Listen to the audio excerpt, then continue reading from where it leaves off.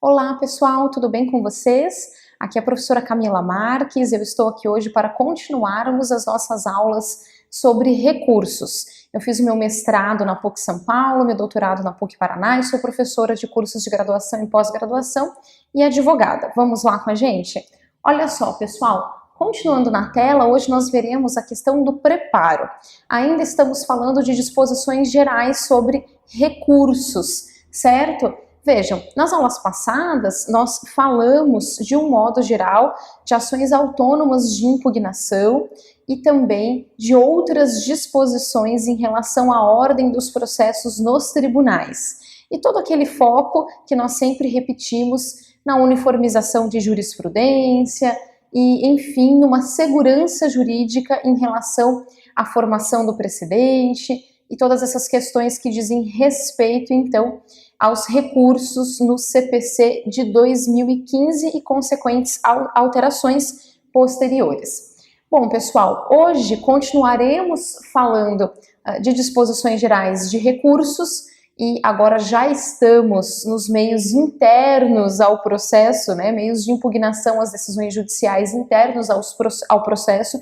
Estamos falando de recursos propriamente ditos e nós já vimos as espécies de recursos, algumas espécies já mencionamos quais são elas, já falamos dos princípios e de quase toda a parte de teoria geral dos recursos.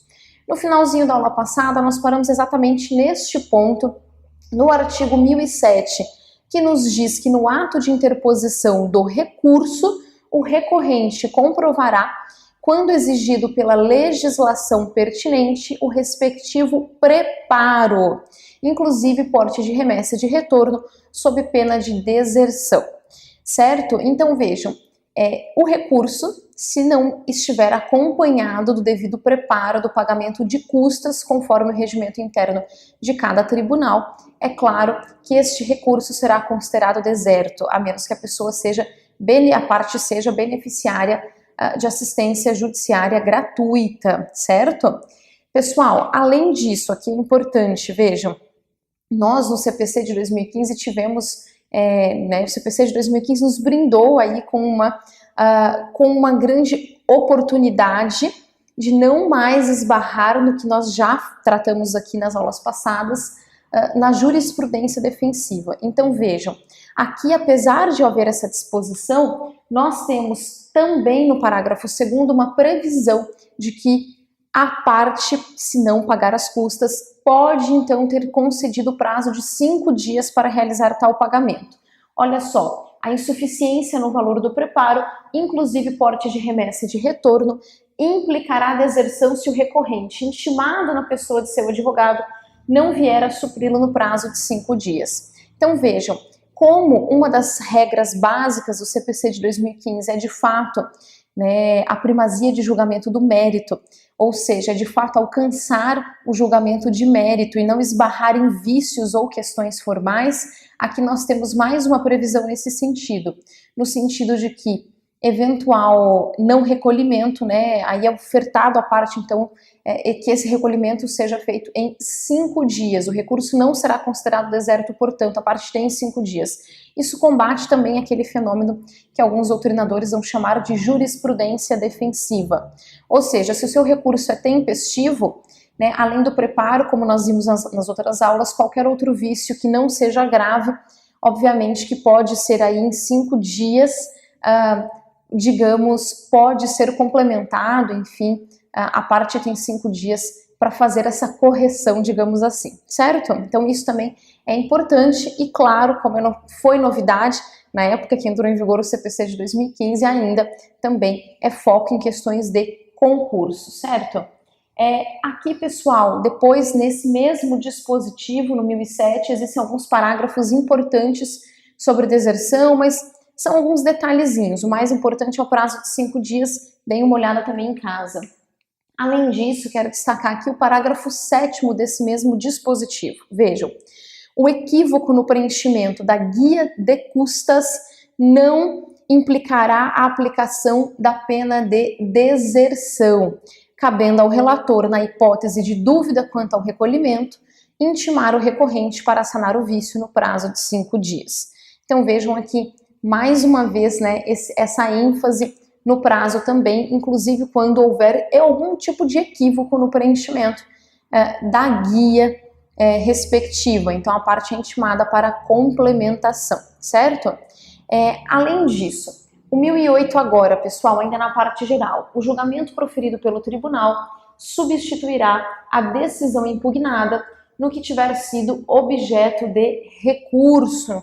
Então, é claro, né, nós devolvemos para o tribunal a matéria a ser julgada em relação a todo aquele capítulo da decisão sobre a qual recorremos, certo? Então, nessa devolução, o julgamento que o tribunal profere, é claro que substitui a decisão impugnada naquele capítulo que tiver sido objeto do recurso, certo? E terminamos então a parte geral, né? Só tínhamos ficado com esse pedacinho das outras aulas para a gente cumprir, e agora iniciaremos o estudo da apelação. Recurso de apelação, um dos principais recursos que nós temos que saber aqui, então, para concursos em geral, enfim, um dos principais recursos, né, mais cobrado em regra. Vejam, pessoal, a apelação. O recurso de apelação está disposto no artigo 1009 até o artigo 1014 do CPC de 2015. E vejam, o caput é muito claro, né? Da sentença cabe a apelação. Unirrecorribilidade, vimos na aula passada sobre disposições gerais, teoria geral dos recursos, unirrecorribilidade, né? Para cada tipo de decisão cabe um só tipo de recurso em regra. Vimos que temos algumas exceções também. Então vejam, o caput já é claro, da sentença cabe apelação. Agora, uma grande inovação que nós temos e que é muito importante trazermos aqui, está aqui, pessoal, no parágrafo 1º, certo? No parágrafo 1º. Então vejam só como houve uma mudança na sistemática. O parágrafo 1º nos diz o seguinte, acompanhem na tela. As questões resolvidas na fase de conhecimento, se a decisão a seu respeito não comportar agravo de instrumento, não são cobertas pela preclusão. Não são cobertas pela preclusão, perdão.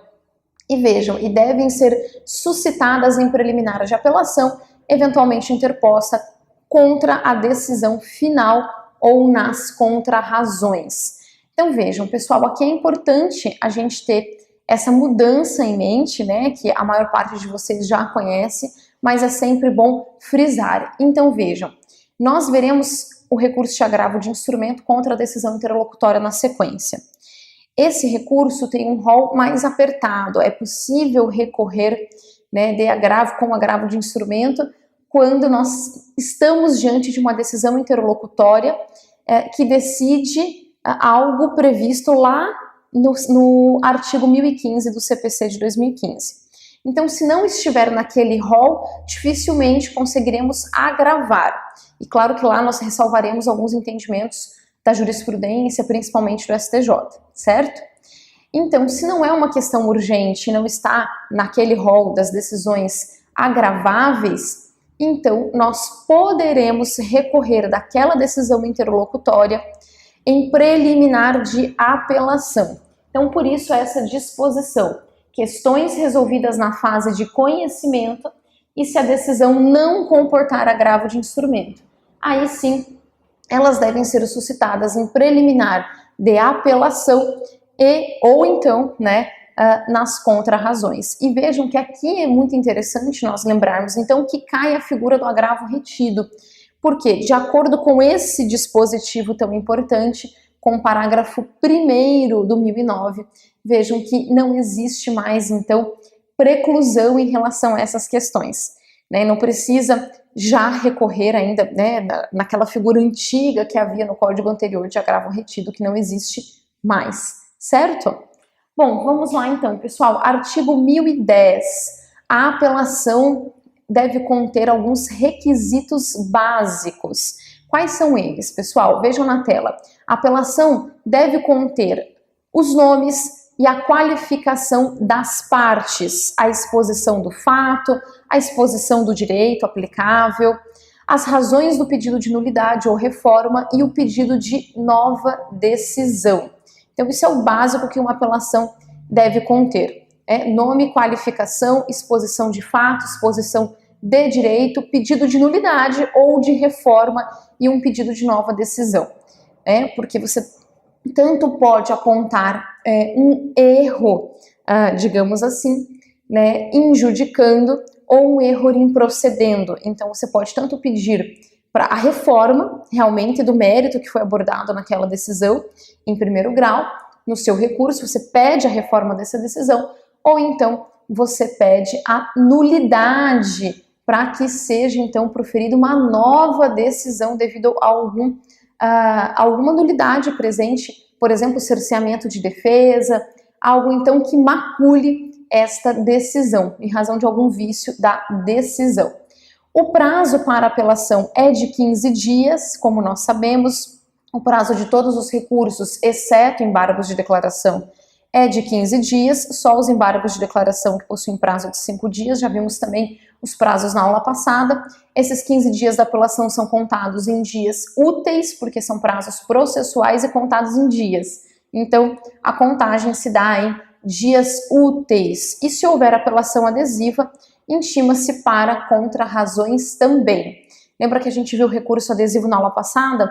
Então, se tivermos um recurso adesivo, neste caso uma apelação adesiva, que né, é o mais comum, uma apelação adesiva, essa apelação será interposta no prazo que a parte tem para contrarrazoar, certo? Vamos lá, pessoal. Mudança muito importante também, olha só.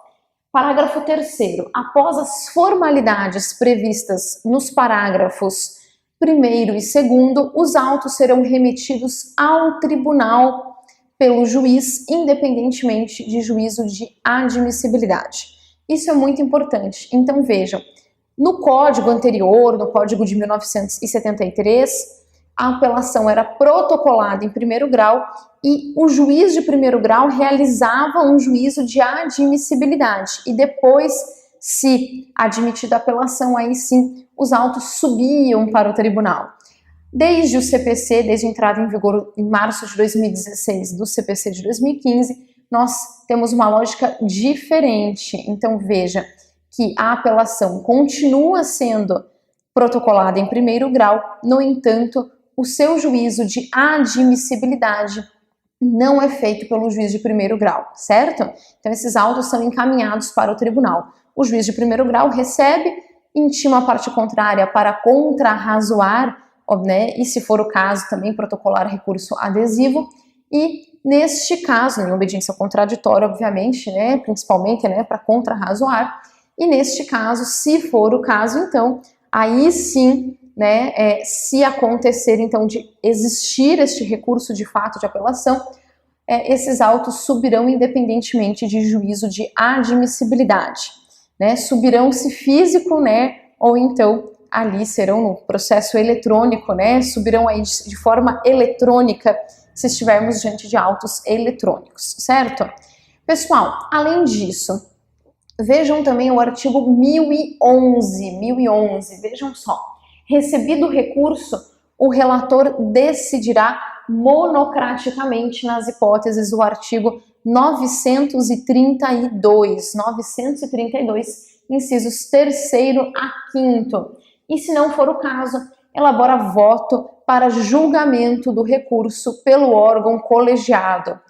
Lembra que nas aulas passadas nós vimos bastante o 932 e as hipóteses de decisão monocrática, então, e as atitudes que o relator pode tomar em relação a este recurso, quando de sua distribuição e sorteio, quais são as hipóteses que esse relator, então, né, quais são as atitudes que ele toma diante deste processo, e nós vimos o 932, então, sabemos que o relator pode decidir de forma monocrática, e se ele decide de forma monocrática, eventualmente vai caber agravo interno para ser levado para esse julgamento ser levado à mesa, mas nós já veremos agravo interno na próxima aula, né?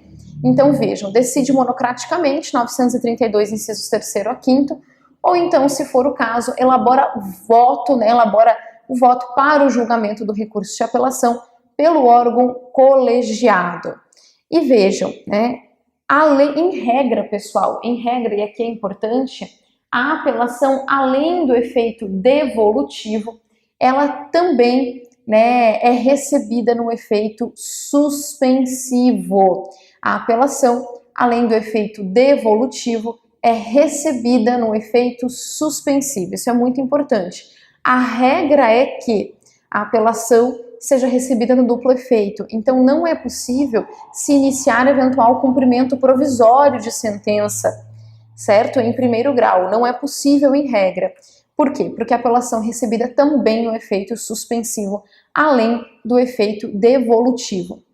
E vejam, pessoal, nós temos algumas exceções de pronto aqui, que são exceções importantes, que estão dispostas no parágrafo 1º do artigo 1012. São algumas hipóteses sobre as quais já é possível, nas quais já é possível, então, se iniciar o cumprimento provisório da sentença, se iniciar atos de execução em primeiro grau, mesmo existindo recurso pendente de julgamento. E claro que execução é uma faculdade, né? Então vejam, vem para a tela comigo aqui para acompanhar quais são as hipóteses. Vejam, exceções que ensejam cumprimento de sentença. Parágrafo 1º do artigo 1012. Em quais casos a apelação será recebida somente no efeito devolutivo, não ensejando, portanto, o cumprimento provisório de sentença?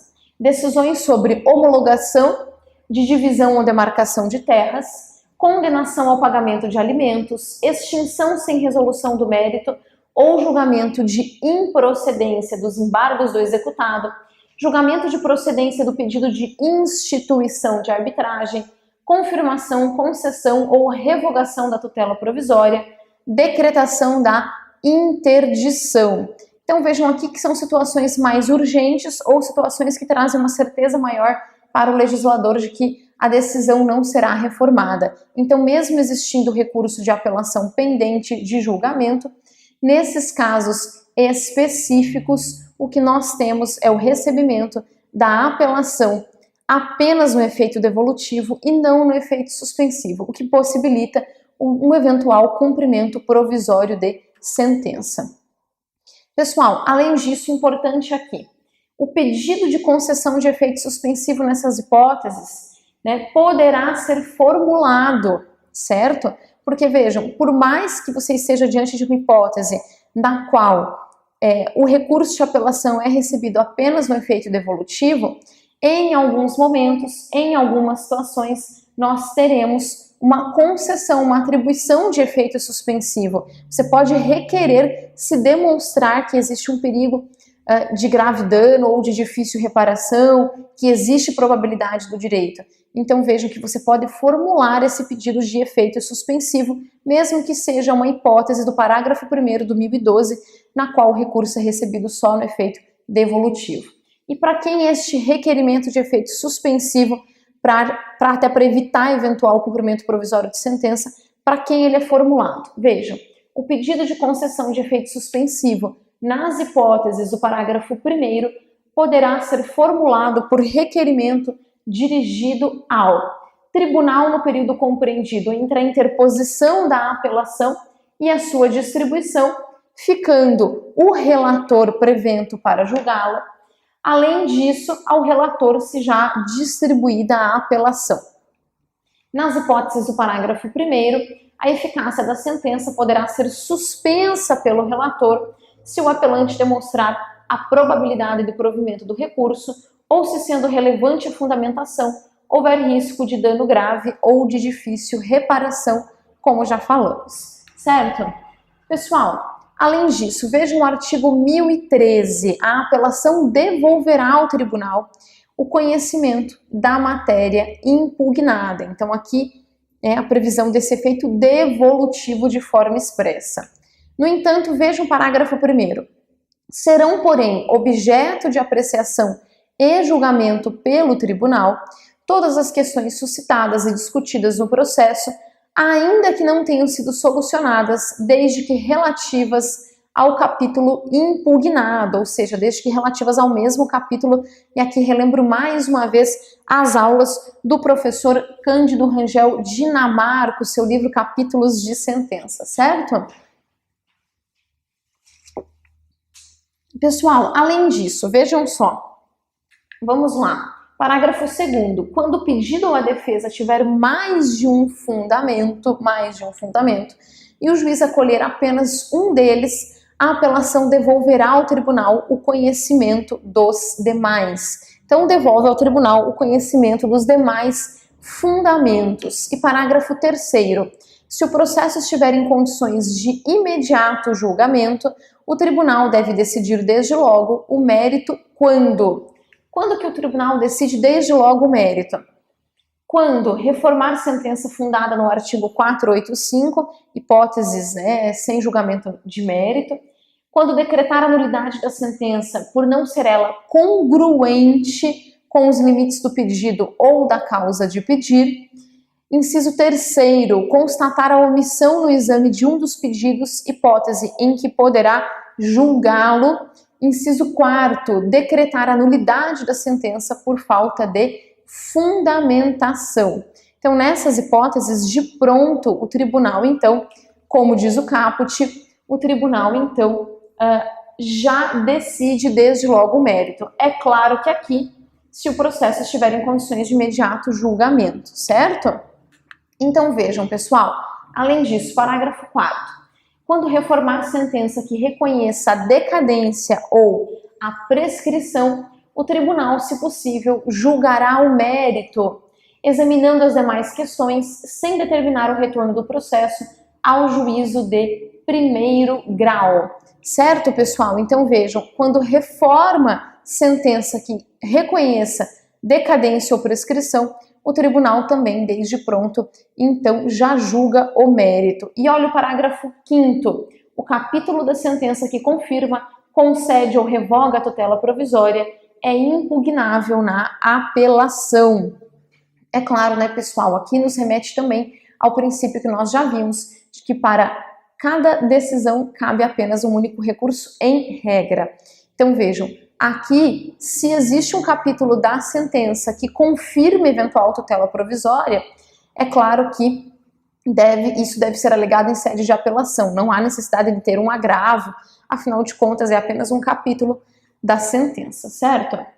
Além disso, pessoal, ainda sobre a apelação 1014, as questões de fato não propostas no juízo inferior poderão ser suscitadas na apelação.